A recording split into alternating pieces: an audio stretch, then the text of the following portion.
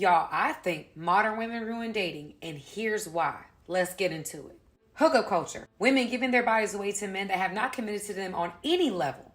They've made relationships transactional, not being realistic. Now the majority of women want the minority of men, using tactics of shame and emasculating men to manipulate them in doing what they want them to do.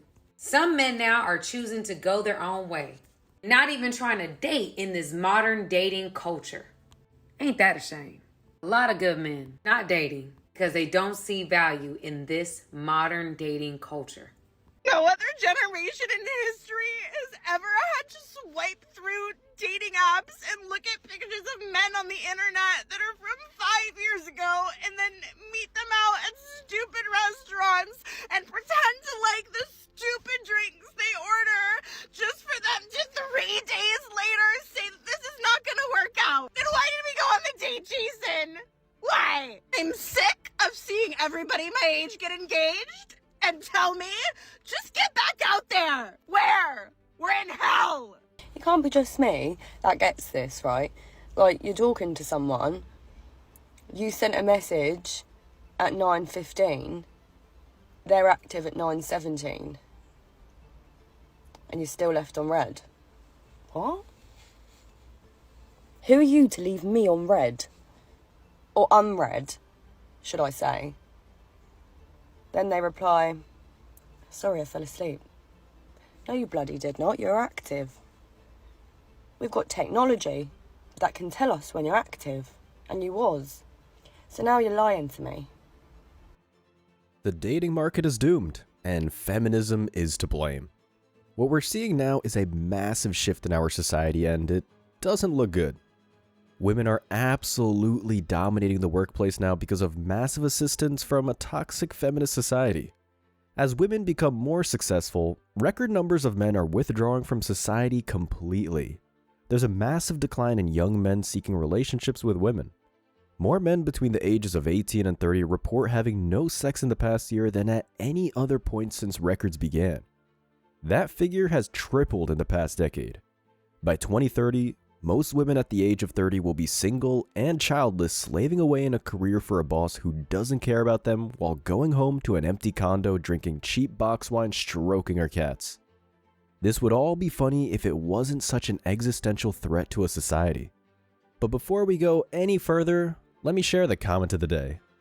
Today, I've picked a comment by Kent Jensen, who said, men and women need each other in different ways, but an all-male group easily outdoes an all-female one. I remember a dog sledder mentioning how you can easily have 2 males or a male and female alongside each other, but if you put 2 females together, there's tension between them. It's no surprise that there would be a power struggle between 2 females, and that's a really interesting fact, and I'm glad that you shared that. So man, please don't forget to reach out to our email to claim your $5. As always guys, I'm going to pick one comment from each video. It could be the funniest, the most liked, or one that moved me, so don't forget to leave a comment and you may be the next winner. Make sure to hit the like and subscribe buttons too, as it helps us out a lot. Now, back to the video.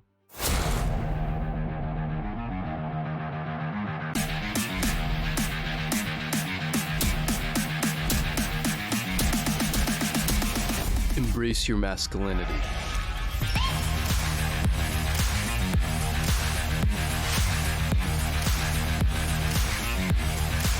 Now, this channel is all about helping men wake up about the modern dating landscape and helping men improve themselves. That's why I'm excited to have Tej Hanley as the sponsor of today's video. They've helped me start and maintain my skincare routine by making the entire process uncomplicated. Seriously, I still don't think some of you believe me when I tell you how much implementing a quality skincare routine will improve your confidence in all aspects of your life. I recommend you start with their Level 1 system, which comes with all the basics: a daily face wash, an exfoliating scrub, an AM moisturizer with SPF 20, and a PM moisturizer. They provide this instruction card in every box that tells you when to use each product, how much to use, and in what order. Even the lunatic women on this channel could figure it out. I've been using this brand for about 4 months and it seriously works. But you don't have to take my word for it, because they have over 7,000 5-star reviews from customers around the globe. In addition to amazing skin, members of Tiege Hanley get tons of benefits, including at least 20% off the retail price, access to exclusive monthly deals, pause or cancel at any time, and free US shipping. And because Tiege Hanley is sponsoring today's video, they're offering my viewers a great deal. Just click the link in the description and you'll get 30% off your first box, plus a free gift. Don't miss out on this amazing deal. Click that link and get started today. Feminism was so shockingly short-sighted and our government so weak that this insane state of affairs has been allowed to become a reality. By all accounts, and if we trust the predictions of the experts, this could be a cataclysmic event for the human race. Some people are even saying it could be the beginning of the end of society. And that's not an exaggeration. There's a reason we speak out against feminism so much on this channel, and it's not only because feminism is a complete meme factory that makes a joke of itself every time it speaks. It's also because feminism perpetuates a war between the sexes that will bring civilization to its knees. And it does so based on premises and man-hating propaganda based, not on fact, but in fantasy. Today, we're going to be diving into why the Western dating market is completely doomed. We're going to talk about why feminism scored the biggest own goal in Western history and why it continues to shoot itself in the foot, ignoring any critical feedback for opportunities for self-reflection. For decades, feminism has reigned supreme as the main ideology in Western society. Over the decades, feminism got its hooks into society and convinced everyone to hate men as much as they do. Feminism was so successful at this that they even managed to convince many men to hate themselves on some level. Fueled by a toxic cocktail of greed, a hunger for revenge, and a hint of jealousy, feminism infected modern society with the warped idea that history can easily be explained as thousands of years of female oppression by men. Not just some men or a few men. No. To feminism, all men are to blame. To feminism, men are the main problem that needs to be solved. And it exists so that women can defeat them. It's never been about equality. That's just something feminists tell themselves so they feel better about what they do. Here's something that's quite dark. When you designate an entire demographic of people as being guilty, you start to dehumanize them. They call it scapegoating. In this case, feminists blame an entire gender for their misfortune. And the thing is, when you dehumanize and make a scapegoat out of an entire demographic, all poor treatment of that demographic becomes justified. Because they're the problem, and they're not really human. You can do anything you want to them. This is how the Nazis were able to persecute the Jewish people so extensively. They convinced their population that the Jewish people were not human. And this is why women are rapidly becoming more successful than men. The feminist dogma that infected our society successfully convinced the institutions to give women massive assistance based on their gender. Feminism convinced the institutions to rig the game against men. They made it easier for women to get into the best colleges. They made it easier for women to land the best jobs. They made the education system easier for women. They did all of this without a single thought as to how it would affect men. They even actively pushed men aside. Did you ever hear about that story of men gaining entry to a women's only tech conference by identifying as non-binary?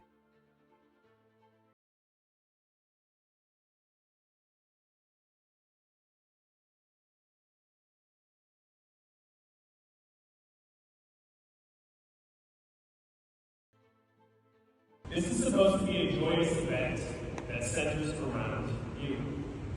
Yesterday, it became clear that there are a far greater number of cisgender men attending than we had anticipated. Simply put, some of you lied about your gender identity when you registered. And as evidenced by the stacks and stacks of resumes you were passing out, you did so because you thought that you could come here and take space to try to get a job. We need male allies. We need men who want to celebrate women, who want to work with and for women. And so, just take a moment to notice the smile on that Sim's face at the end. He's standing on stage being a good little boy and getting the praise of all the girls. It must be his dream come true. It was supposed to be a conference where women could land high-paying tech jobs while denying entry to men. And it was hilarious because the feminists were freaking out, but they couldn't do anything about it. But nothing changed, because they don't care and they never have. Again, they say it's about equality, but they have no problems whatsoever with implementing preferential hiring and diversity quotas based on gender, not performance. This is exactly the kind of hypocrisy that feminism is guilty of. It's one rule for men and another for women. Feminism is not about equality, it's about power. And the shocking thing about all of this is that feminism convinced the institutions to rig the game in favor of women while gaslighting them into believing that women are still the real victims in all of this. They kept playing the tired old wage gap card, but economists debunked the whole gender gap theory decades ago. But nobody listens to them because feminism doesn't care about the truth. It just cares about confirming its own delusions. No matter how much help you give women, according to feminists, it's not enough. It'll never be enough. Not only do they unfairly prop women up, they actively put men down.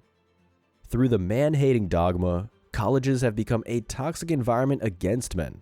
This is why they're dropping out at a rapid rate.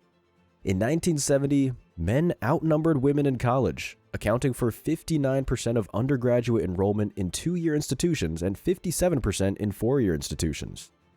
However, by 1980, gender was balanced in 4-year colleges and women outnumbered men in 2-year schools, accounting for 55% of enrollment in those institutions.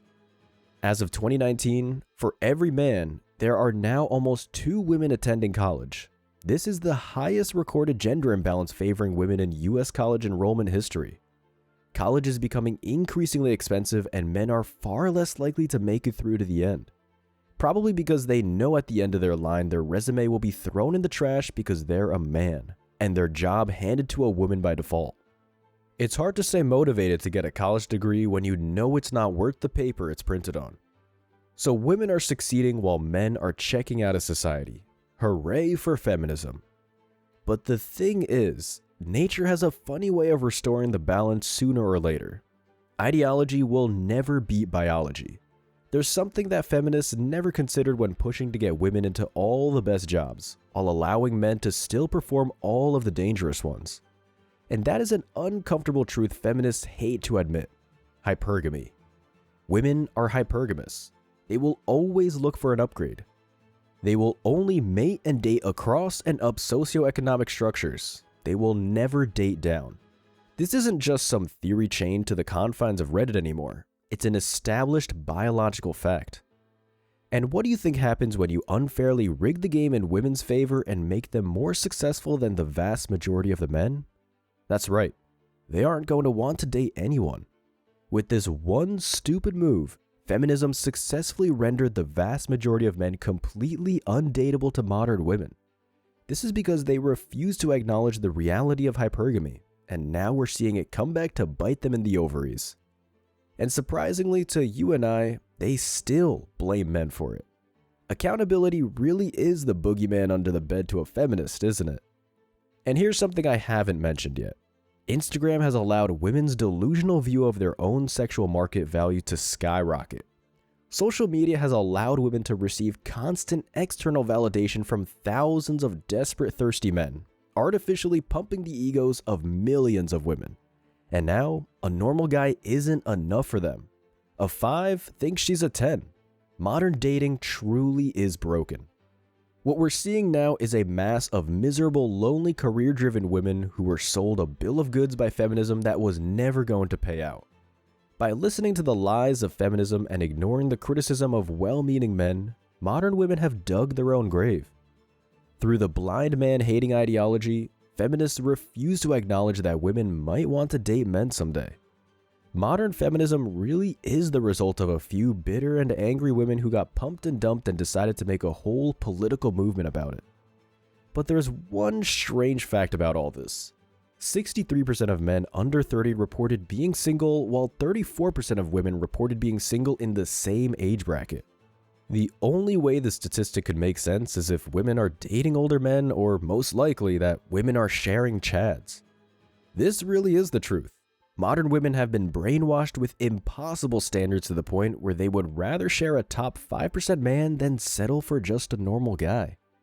Feminism has successfully priced women out of the dating market and made it impossible for them to be happy. And now the only people who really benefit from this entire arrangement are the minority of truly high-value men who get to sleep with all of the women. Whoever thought that the only people who ever benefited from feminism were the Chads? I'm sure that's not what feminism intended, but it's the result they got. And this is why you only need to take a glance at social media to see the frustration and misery that modern women are going through. They're angry and asking where all the good men have gone. What they're really asking is, why won't Chad settle down with me? Well, let me ask you this, ladies. Why would he? Thanks to feminism, modern women have become almost completely intolerable in a conversation. Even normal guys are saying no to them now. What chance do they have of getting a Chad to commit to them? So I've just been stood up on a date for the first time in my life. I've been waiting for the day for it to happen, I'll be honest with you. But I literally had left the house and I texted him 15 minutes before I left. I said, is it cold outside? Do I need my coat? Because he had already left, allegedly. He said, yeah, you'll need a coat, it's really cold out. I was like, okay, no problem. 10 minutes later, I texted him and said, I'm just leaving. I didn't hear anything from him for about sort of like 5 to 7 minutes. And I checked my phone, he just goes, oh, we've got a problem. And then he goes, my grandma's fallen downstairs. He's hit me with that old chestnut. He's put in brackets, I'm her carer. Oh, yeah, right. I'm gonna take you back home. I'm gonna take you back home where you can fix yourself some cup noodles or something. You want to take me home? I look like this take you home. in your car right now, and you want to take me home? You sure about that? Oh yeah, absolutely. And you can get any other date, right? Just like you said, you can get any dude to come and pay for your meal and take you out and wine down you, right? You can get that at any time, right? So now we're not going on the date because you don't want to pay more than Starbucks. Oh, it's not bad. Money's no option. So if money's no option, then why aren't we going on the date? Because one, you trying to put me on blast. Like, you got your phone out filming this interaction right now. Okay, For what because reason? I thought I was getting pranked at this point. Like, it feels like it's not real because I've never had a grown man take me to Starbucks for a date. You never had a grown man in general. You acting really unappreciative. Like, you expect me to take you to some 5-star restaurant right out the gate. I'm gonna do you one better. I'm not even gonna take you home.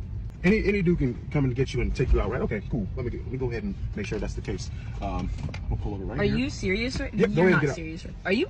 You know what? Yep. Whatever. Go back on your profile. Ask one of them dudes to pick you up, take you out. Ladies, this man right here is broke. Look at it. And it gets worse. Many women are realizing how miserable feminism made them.